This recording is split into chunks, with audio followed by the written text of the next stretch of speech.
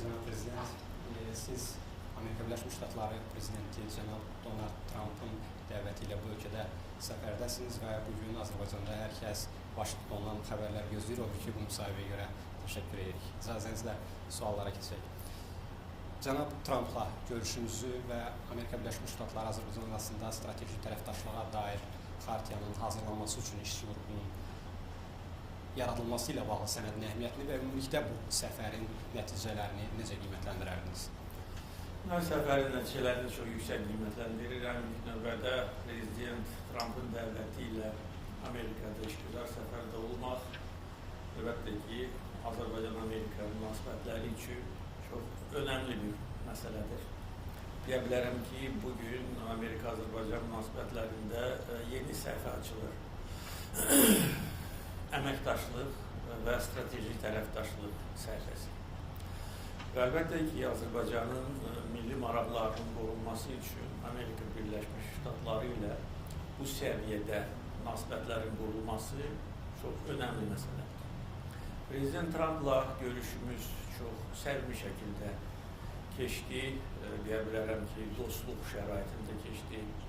Bir çox önəmli məsələlər müzakirə edildi. Eyni zamanda bildiyiniz kimi strateji tərəfdaşlıq xartiyasını hazırlamaq üçün strateji işçi qrup da yaradılmışdır. Və əlbəttə ki, bu sənədin böyük əhəmiyyəti var. Burada gələcək əməkdaşlıq istiqamətləri də açıq-aydın təsbit edilir. Bunlar qarşılıqlı sərmayə qoyuluşu, energetika, nəqliyyat, bağlantılar, tranzit, təhlükəsizlik, süni intellekt, müdafiə sənayesi və müdafiə sahəsində əməkdaşlıq və digər məsələləri ehtiva edir. Yəni, sadəcə olaraq bu istiqamətlərin sadalanması onu göstərir ki, nə qədər böyük imkanlar açılır ölkəmiz qarşısında. Və artıq mənim göstərişimlə Azərbaycan tərəfini təmsil edəcək tərkib müəyyən olunub. Biz öz təkliflərimizi irəli sürəcək. Artıq mənim səfərim çərçivəsində bir neçə Amerikanın aparıcı şirkəti ilə görüşlər keçirilmişdir. Yəni, biz vaxt itirmək istəmirik. Onsuz da əvvəlki administrasiya dövründə bu 4 ili mən itirilmiş illər kimi qiymətləndirirəm. Çünki əfsuslar olsun ki, Biden administrasiyası zamanı Amerika-Azərbaycan əlaqələri Azərbaycan-Ermənistan əlaqələrinin girovuna çevrilmişdir. Bizim Amerika Birləşmiş Ştatları ilə əvvəlki dövrdə əldə edilmiş nailiyyətlər və potensial demək olaraq dondurulmuş vəziyyətə salınmışdır.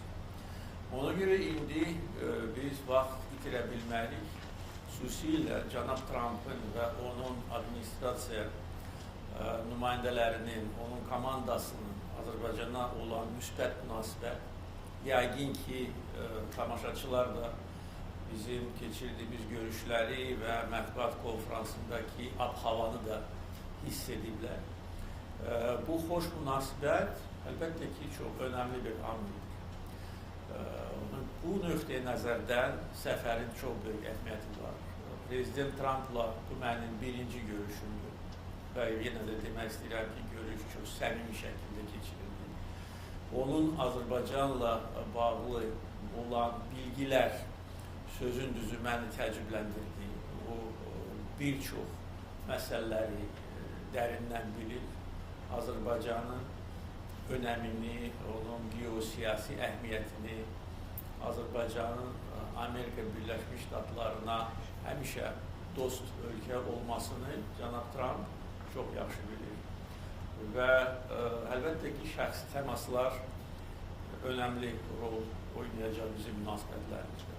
Və təbii ki, 9-7-ci düzəlişin ləğv edilməsi hesab edilir, tarixi hadisədir.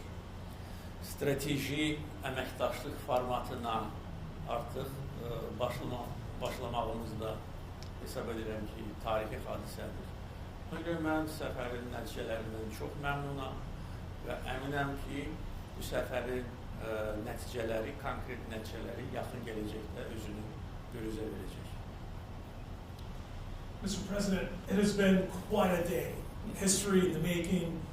You and Prime Minister Pashinyan saying that you're going to issue a joint declaration to the Nobel Prize Committee. We heard President Trump praise your vision and your leadership, and you likewise praising President Trump's visionary leadership that led to this agreement today. As you know, with President Trump, personal relations are very important. How would you rate your leadership to leadership, or even personal relations between you and President Trump? And how important was it to you to see President Trump waive that Section 907 law that was passed by Congress decades ago that had prevented American aid to Azerbaijan? Is this a new moment for Azerbaijan and the United States? Exactly. I'm sure that we are opening the new chapter in our relationship. And with President Trump, our personal contact, it was the first meeting between us, was very friendly, cordial, and result-oriented. Of course, I knew President Trump from his previous term and from what he had been accomplishing in these 6 months.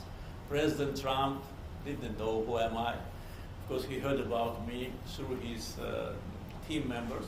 But of course, my personal attitude to President Trump always was very positive. And even last year, in the middle of last year, when I was asked about elections in the United States, I said what I thought. I said that we support him because he is probably the only American president who did not start wars. And this is true. And he is a person who values family values like Azerbaijani people.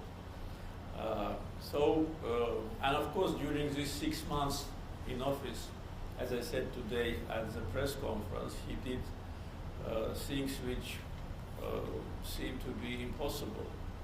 In Africa, in Asia, in Southern Caucasus, the person brings peace and brings tangible results. So from this point of view, I highly value our personal relationship, and I'm sure in the coming years, this personal relationship will influence largely interstate relations between our countries. And of course, issuing a waiver, signing a waiver to this unjust 907 Amendment to Freedom Support Act in Oval Office, in my presence, has a very symbolic meaning. He could have done it in other form.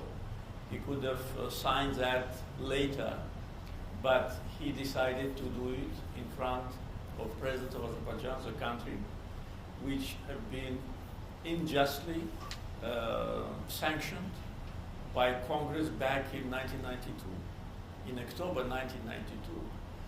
And at that time, of course, members of Congress, they were not aware about Azerbaijan, about what was happening in the Southern Caucasus. And through Armenian lobbying groups, they've been influenced. And the victim, Azerbaijan, was presented as an aggressor. So that amendment deprived us from a direct American assistance, which we needed badly at that time. At that time, Azerbaijan was a poor country with many refugees and with a ruined economy. So we were the only former Soviet Union republic which had been under sanctions. Then, as you know, in 2001, these sanctions have been waived because the United States government needed Azerbaijan's assistance in Afghanistan, and we provided a very important transportation connection network, which was called Northern Distribution Network. It was not only overflights, it was also land and maritime transportation. And every year, American presidents were issuing that waiver until 2023. And that was a big shock for us because we did not expect such an approach from Biden administration. When they stopped needing us in Afghanistan, when Biden administration in front of the eyes of the whole world was just running away from Afghanistan, after that they reimposed the sanctions on us. So that was probably the peak of negative attitude to Azerbaijan and being very unthankful. And actually that led to serious deterioration in our relationship with the Biden administration, which have not been repaired until the end of this administration. So our relations were in deep crisis.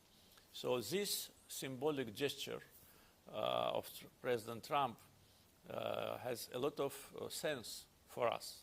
Of course, today Azerbaijan does not need foreign assistance. We do not depend on foreign assistance. Our economy is stable.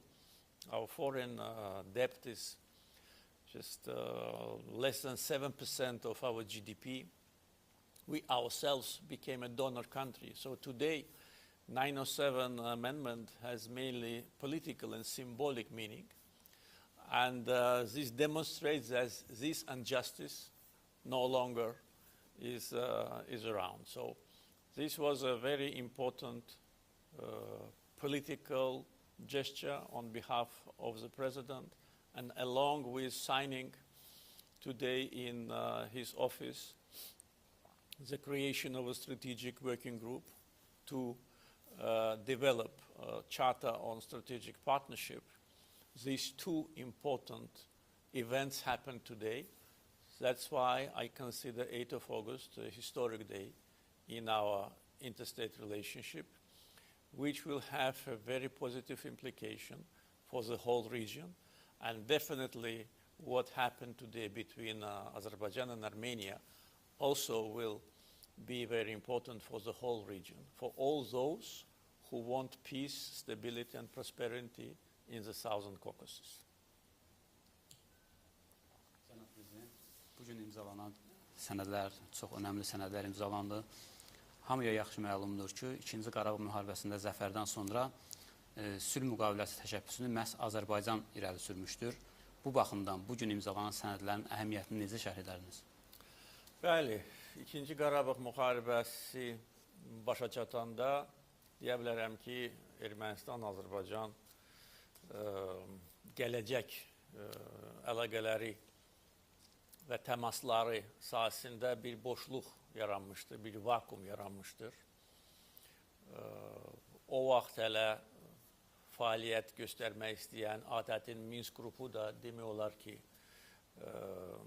iflic vəziyyətinə düşmüşdür. Çünki onlar da bilmirdilər ki, nə etmək lazımdır. Çünki Azərbaycan bütün məsələləri beynəlxalq hüquq çərçivəsində özü həll etmişdir.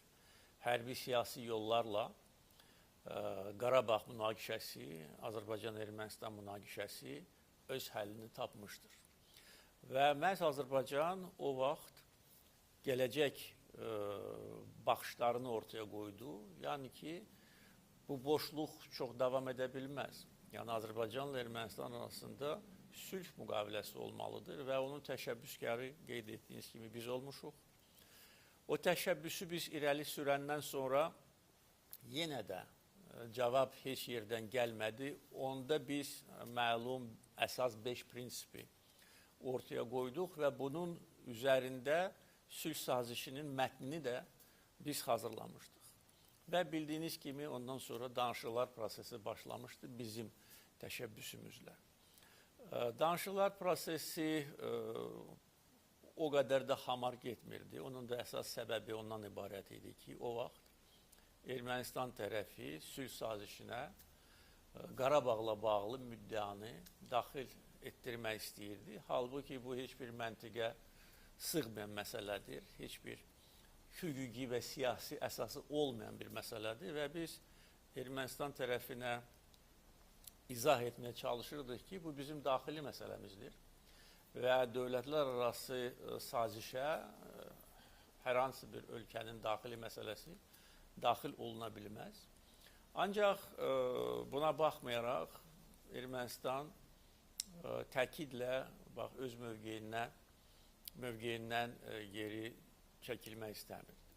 Ondan sonra yadınızdadır yəqin ki, Brüssel görüşləri keçirilmişdir. Avropa İttifaqı Şurasının prezidentinin təşəbbüsü ilə.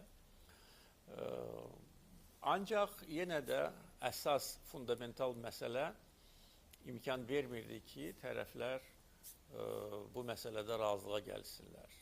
Yalnız 2023-cü ilin antiterror əməliyyatından sonra Ermənistan artıq reallıqlarla barışmalı oldu və ondan sonra demək olar ki, fəal danışıqlar prosesi başlamışdır və artıq neçə aydır ki, tərəflər bəyan etmişlər ki, sülh sazişinin bütün maddələri artıq razılaşdırılıb. Və bu hesab edirəm ki, Cənubi Qafqaz üçün çox önəmli tarixi məsələdir.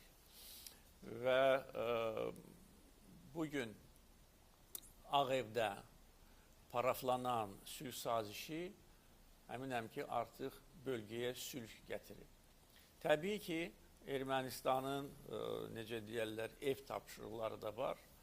Bildiyiniz kimi, onların konstitusiyasında Azərbaycana qarşı ərazi iddiası məsələsi imkan vermədi ki, bugün sülh sazişi imzalansın. Amma bu dəyişikliklər ediləndən sonra artıq sülh sazişi istənilən vaxtda imzalana bilər. Amma bugün mən bəzi suallara münasibətimi bildirəndə dedim ki, bir halda ki, Azərbaycan və Ermənistan rəhbərləri bu paraflamanı Ağ Evdə etməyi qəbul ediblərsə, deməli, hesab etmək olar ki, artıq bölgəmizə dayanıqlı sülh gəlib və bu hesab edirəm ki, həm Azərbaycan, həm Ermənistan, həm bütün bölgə üçün xüsusi əhmiyyətə malik olan məsələdir. Ona görə bugünkü gün o cümlədən buna görə tarixi gün sayıla bilər. Həm Azərbaycan-Amerika iki tərəfli münasibətlərinin inkişafında atılan addımlar, həm Azərbaycan-Ermənistan normallaşması işində atılan addımlar və birgə bəyannamənin qəbul edilməsi, imzalanması və Amerika prezidenti, dünyanın ən qüdrətli dövləti olan Amerika prezidentinin buna dəstəyi və şahidlik etməsi, yəni ki, bu bir daha bu sazişin önəmini göstərir. Çünki mən bugün qeyd elədim mətbuat konferansında, biz dünyanın bir nömrəli paytaxtında, dünyanın bir nömrəli ofisində, dünyanın ən qüdrətli prezidentinin iştirakı ilə bunu etdik və əlbəttə ki, hər kəs başa düşür ki, bunun nə qədər böyük əhmiyyəti var. Həm ölkəmiz üçün, həm bölgə üçün, həm geniş coğrafiya üçün biz müharibə yolu ilə haqq ədaləti bərpa etdik. İndi də buna siyasi müstəvidə nöqtəni də qoyduq. Cənab Prezident, Vətən müharibəsindən sonra sülh müqaviləsinin imzalanması üçün Ermənistan qarşısında bəzi şərtlər qoymuşdunuz. Onlardan birincisi ATƏT-in Minsk qrupunun ləğvi ilə bağlı idi, hansı ki, bugün Azərbaycan və Ermənistan Xarici İşlər Nazirlikləri ATƏT baş katibinə bununla bağlı müraciət imzaladılar. İkinci şərt Ermənistanın əsas qanunundan, konstitusiyasından Azərbaycana qarşı ərazi iddialarının çıxarılması ilə bağlı idi. Bu, indiki halda nə qədər real görünür? Məncə tam real görünür. Çünki birinci onu deməliyəm ki, bizim bütün şərtlərimiz tam məntiqli, əsaslı və qanuna uyğundur.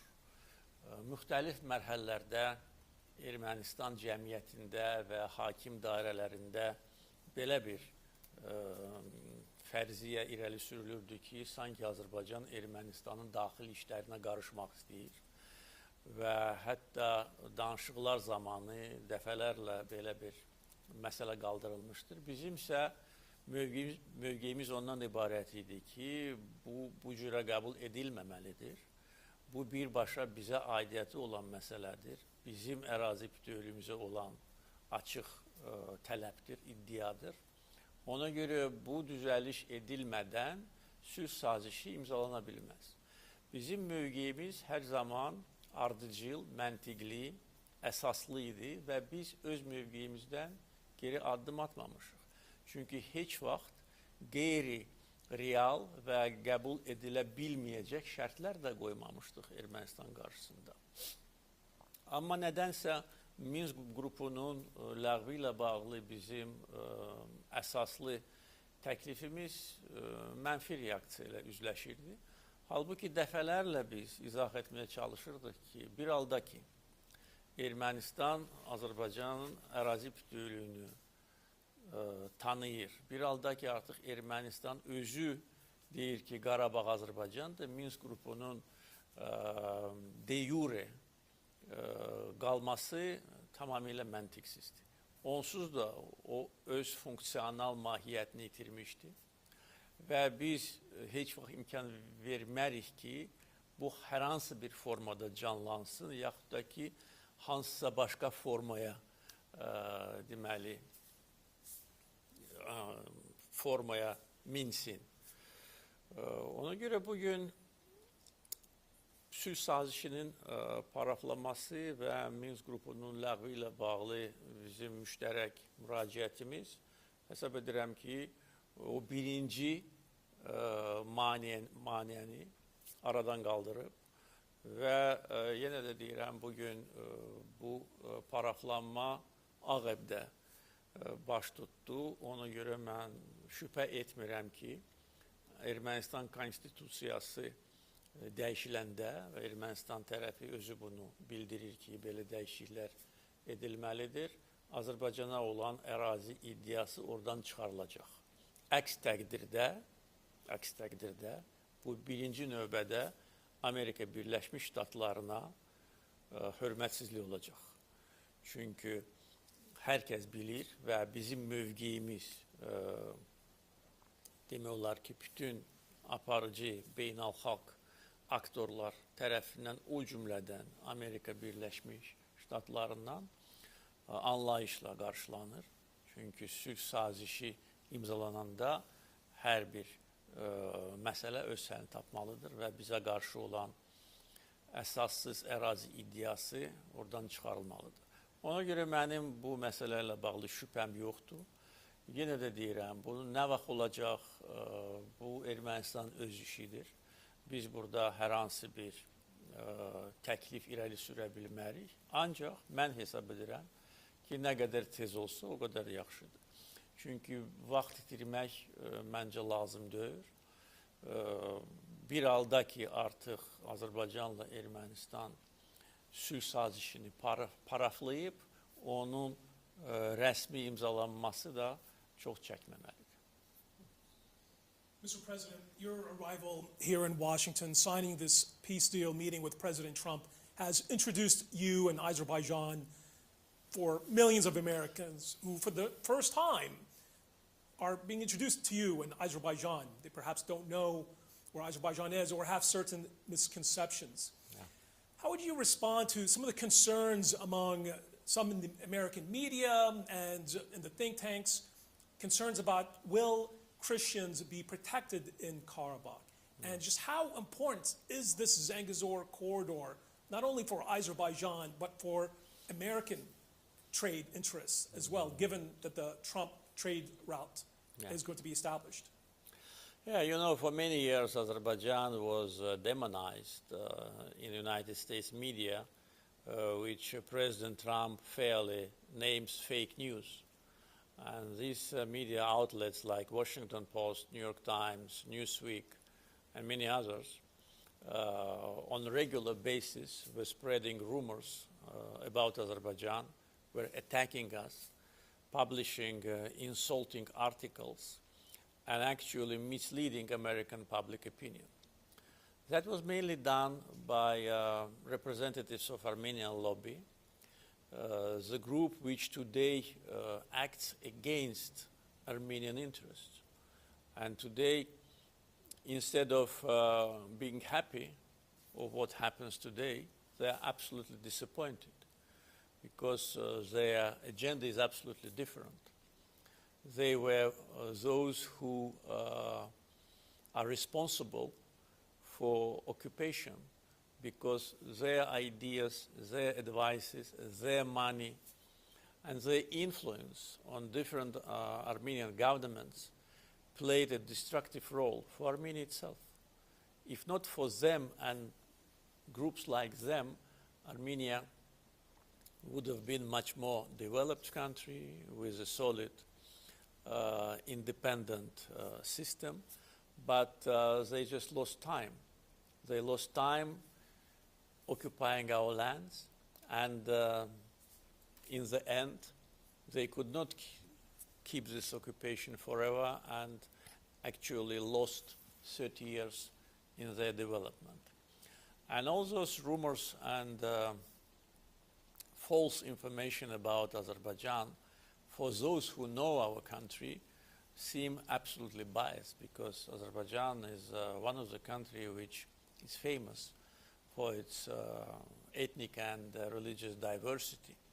All the religious sites are protected by the state. In Azerbaijan, we never had any, not conflict, even misunderstanding on the basis of ethnic or religious differences. On the contrary, Azerbaijan today is one of the centers of multiculturalism, where representatives of different religious and ethnic groups live as one family.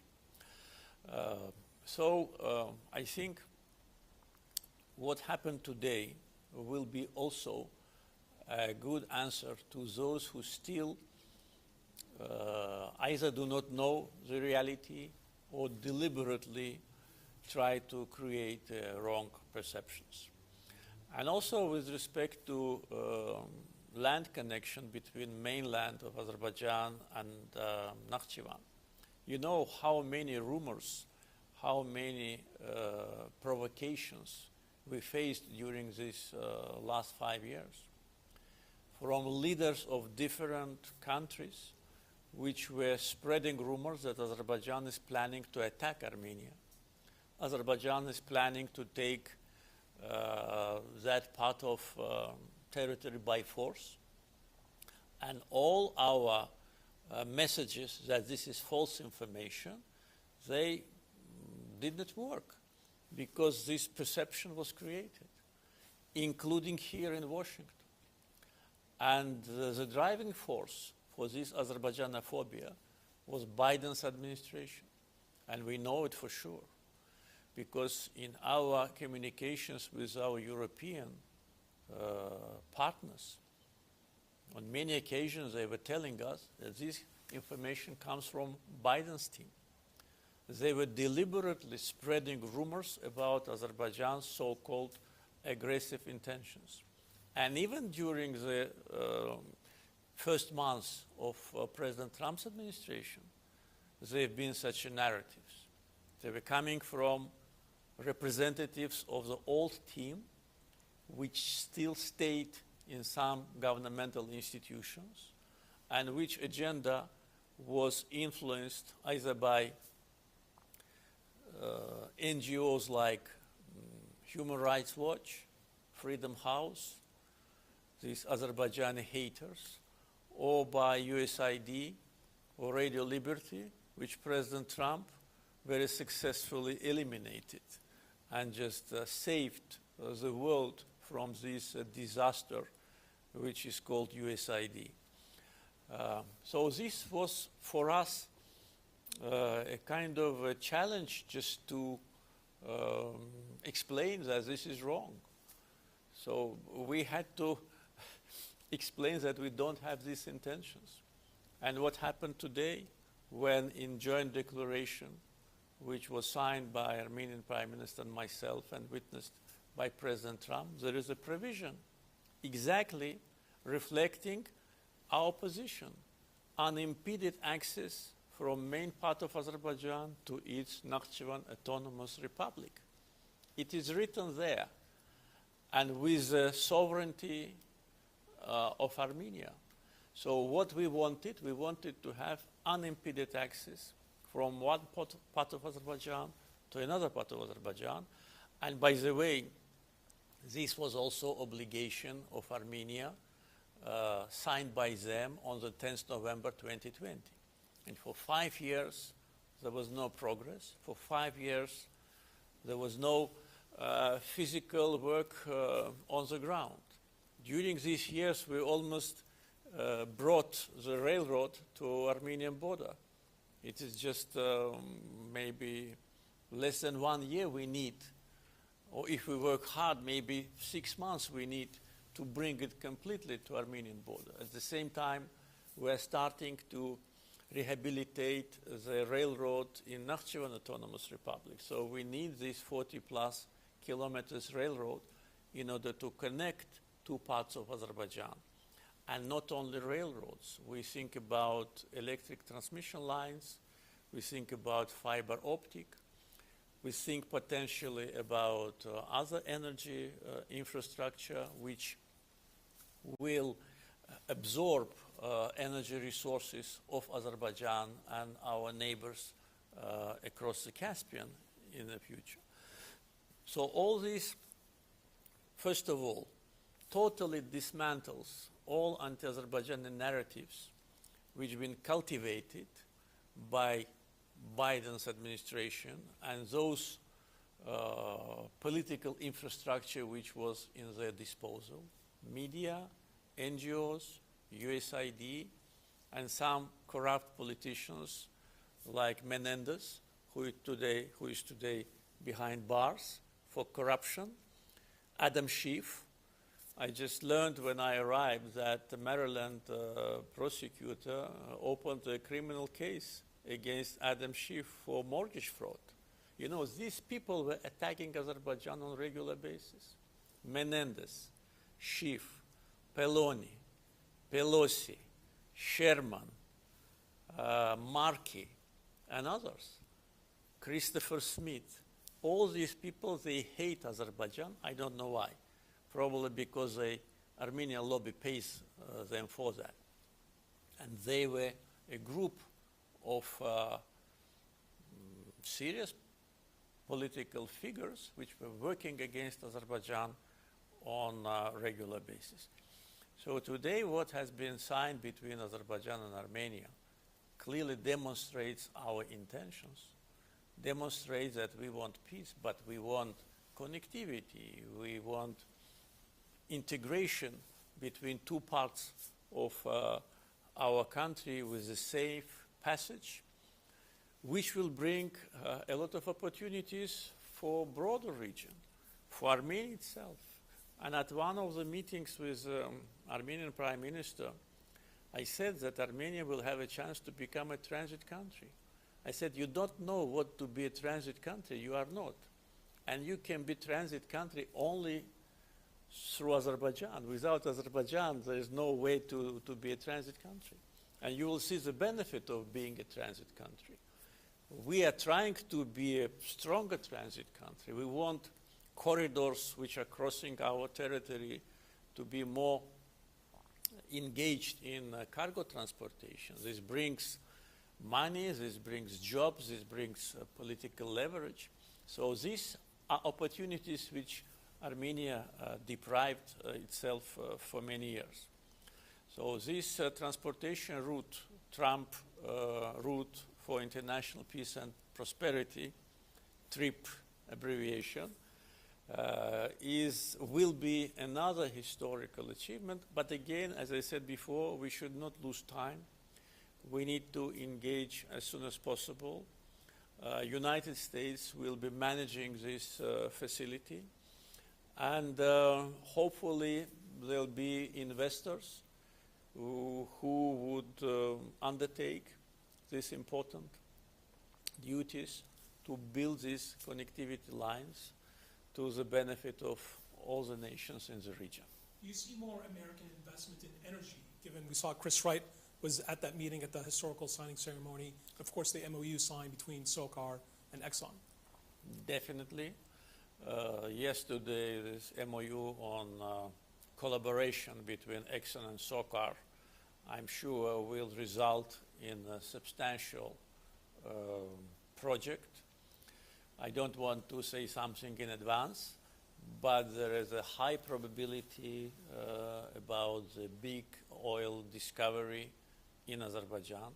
As you know, Exxon is a leading energy company of the world and has a great experience in modern technologies, and also has a big experience working in Azerbaijan. Exxon joined our project of Azeri Chirag Güneşli in 1994. And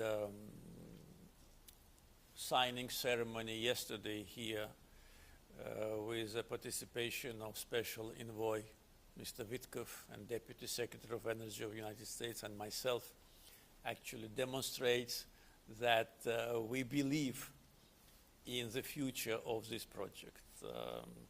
Believe me, if we didn't believe, we wouldn't have participated at the signing of MOU. I participate at MOU signings in a very rare cases. I sometimes participate at the signing of the contract, but this is MOU.